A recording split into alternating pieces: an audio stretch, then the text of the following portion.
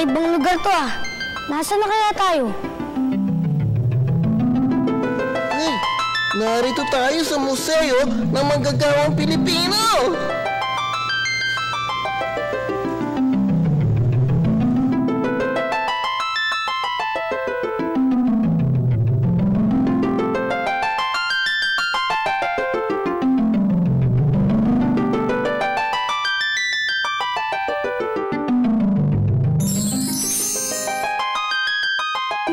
Bobby, meron siyang sombrero at pangararo. Para siyang magsasaka, no? Bakit? Gumalaw ang statwa! Nako, huwag kayong matakot. Gusto ko lang naman makipagkaibigan sa inyo.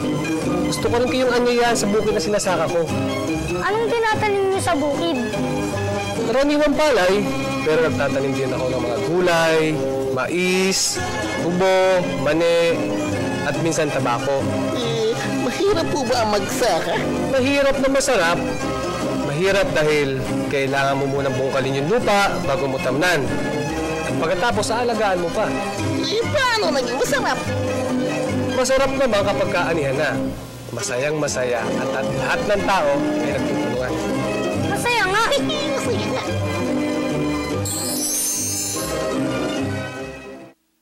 Napakahalaga pala na magsasaka, no? Dahil kung walang magsasaka, walang makakain ng mga tao. Sana pwede rin maging magsasaka ang buwan na katulad ko. O mangingisda siguro. Huh? Mangingisda! Alam! Oo, mangingisda ang katulad ko. Mahalaga rin ang trabaho ng isang mangingisda ang katulad ko. Halika kayo, ipapakita ko sa inyo. Mga bangka, daming isda. Marami po kayong huli. Oo. Alam mo gabi pa lang, nangingisda na ang mga kasama ko. Matagal na kayong mangingisda? Oo. Ang totoo niyan, ang nuno ko at tatay ko ay mga mangingisda. At ako man, sa pangingisda ko rin binubuhay ang aking pamilya. Naku, buti na lang po, may mga katulad ninyo. Dahil kung wala, hindi ko makakain ng mga paborito kong hipon at bangus. Sige po. Alam po!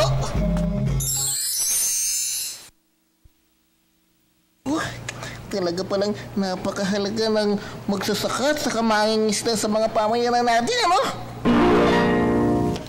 Mahalaga din kami. Huh? Sombrerong matigas na may ilaw? Di ba po minero po kayo?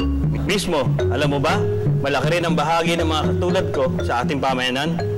Nasaan na po tayo? Narito tayo sa lugar ng pinagtatrabahoan ko. Dito makakuha tayo ng mga mineral na tulad nito. Dahil nasa ilalim ng lupa ang mga mineral, kailangan namin magukay para lang makakuha ng mga bagay na ito. Ang hirap po pala ng trabaho ninyo. Hindi lang mahirap, delikado pa. Maaring gumuho ang lupa at madisgrasya kami. Pero nagtsatsaga kami dahil malaki na itutulong namin sa mga tao.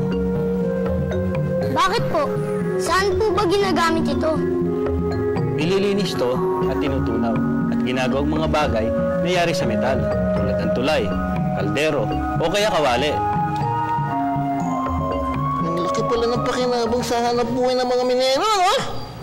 Oo nga, biruin mo, sa mga minimina pala nila nanggagaling ang mga gamit na gawa sa bakal. Yung mga gamit na gawa sa kahoy, sino naman kaya ang kumukuha? Kami! Huh? Kami ang pumuputol ng puno para gawing gamit na gawa sa kahoy. Magputol ng puno? Di ba po nakakasira yun ng kagubatan? Tama yon.